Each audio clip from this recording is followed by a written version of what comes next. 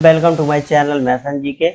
आज हम लाभ हानि में देखने वाले हैं पार्ट 3, जिसमें हम देखेंगे कुछ एडवांस क्वेश्चनों को देखते हैं जिनका सॉल्यूशन करने की कोशिश करते हैं। आइए शुरू करते हैं। नेक्स्ट क्वेश्चन है कि एक दुकानदार क्रय मूल्य पर ही वस्तु बेचने का दावा करता है, परंतु 1 किलोग्राम के बाट के स्थान पर 1 किलोग्राम के बाट के स्थान पर कितने का यूज कर रहा है? 900 ग्राम का बाट यूज कर रहा है। लाभ का प्रतिशत कितना होगा? ऐसे सवालों को सॉल्व करने के लिए करना क्या है? अपने को करना ये है कि जो सही बांट है, सही बांट माइनस गलत बांट बटा करना है गलत बांट इंटू 100 करना है।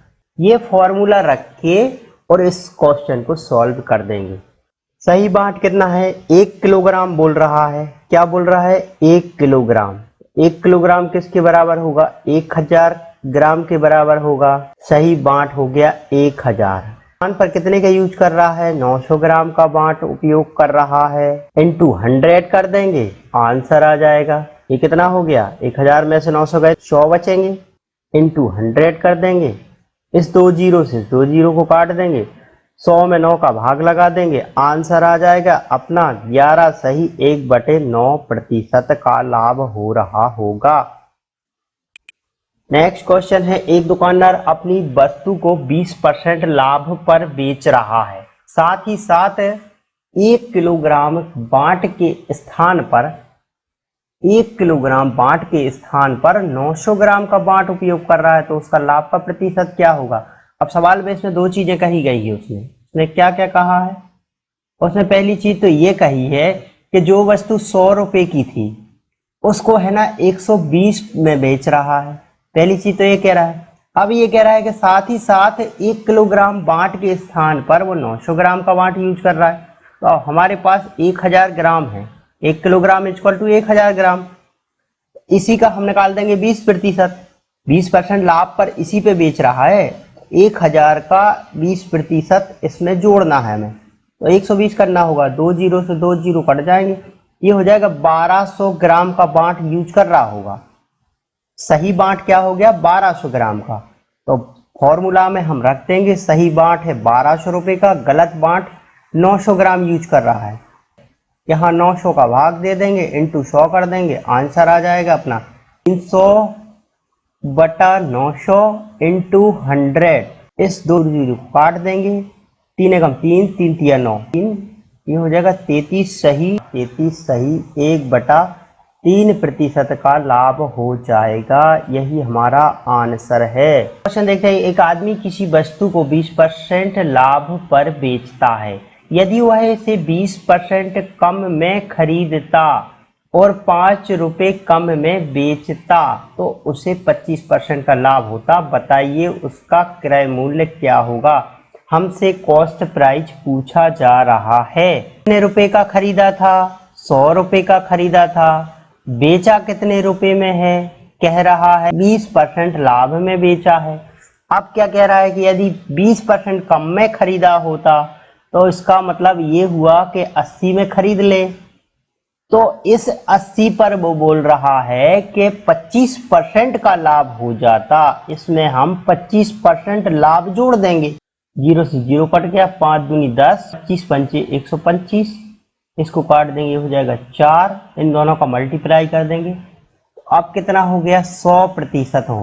अब ये कह रहा है वो 20% कम में खरीदता, 5 रुपए कम में बेचता। इसका मतलब ये हुआ कि ये सेलिंग प्राइस है, जो पहले 120 में बेच रहा था फिर 100 में बेचने लग गया। ये कह रहा है कि इन दोनों के बीच का अंतर 5 रुपए है। 120 में से 100 घटाएंगे तो कितना हो जाएगा?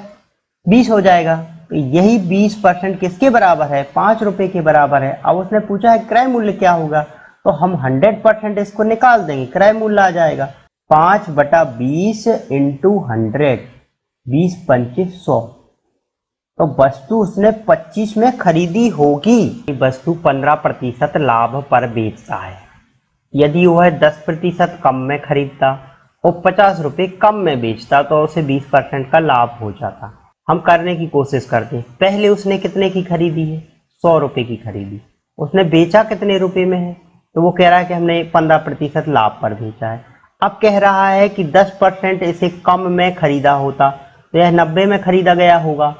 इस 90% पर उसको 20% का लाभ हो रहा है।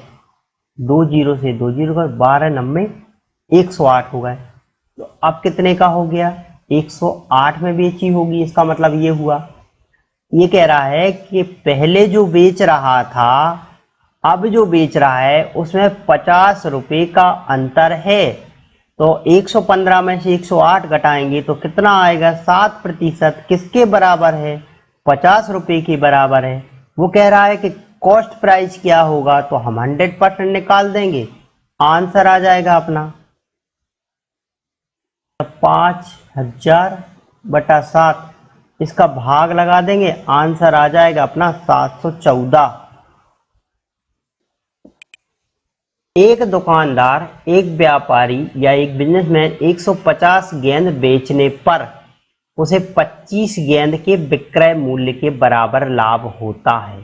25 गेंद के विक्रय मूल्य के बराबर उसको क्या हो रहा है? लाभ हो रहा है। हम मान लेते हैं कि 1 रुपए में 1 गेंद खरीदी होगी। विक्रय मूल्य कितना है?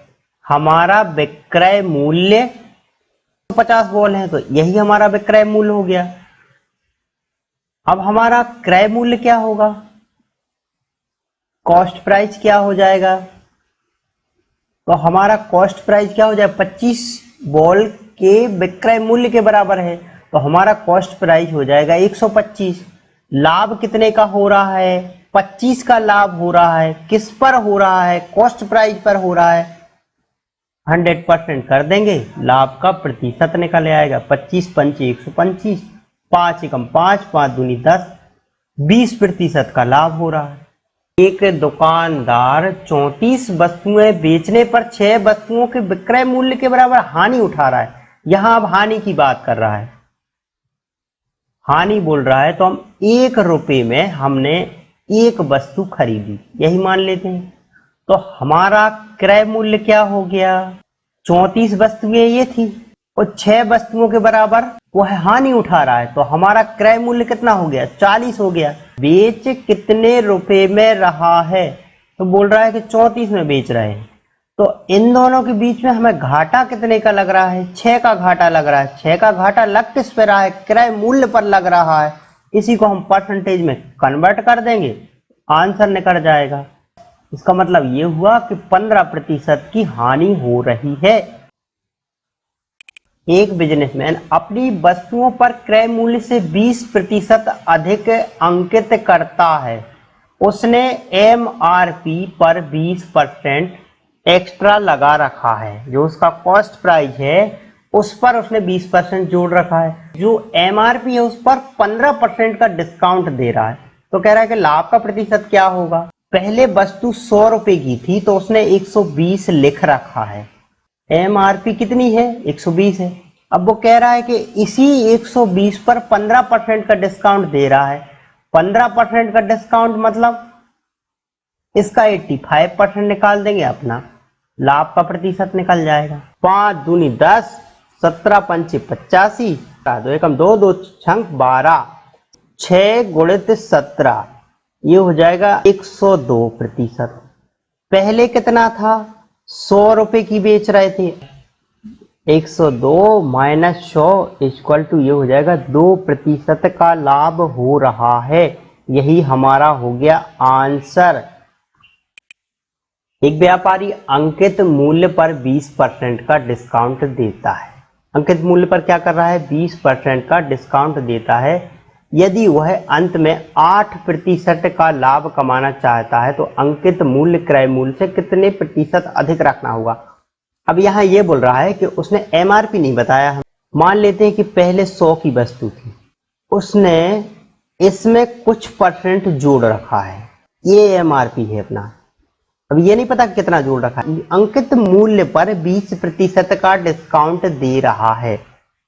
ये जो हमारा अंकित मूल्य है इस पर वह 20% का डिस्काउंट दे रहा है, तो उसको लाभ कितने का हो जा रहा है? लाभ उसको 100 से 108 हो जा रहा है। यह कह रहा है कि 8% लाभ हो रहा है। इसी को हम कैलकुलेट कर देंगे, आंसर आ जाएगा।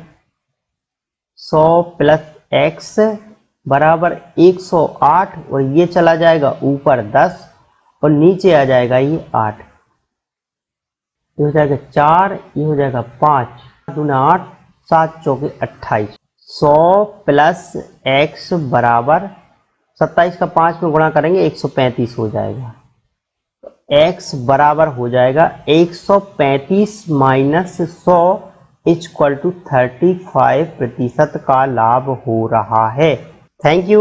अगर आपने चैनल को सब्सक्राइब नहीं किया है तो चैनल को सब्सक्राइब करें, लाइक करें और अपने दोस्तों के साथ वीडियो को शेयर करें।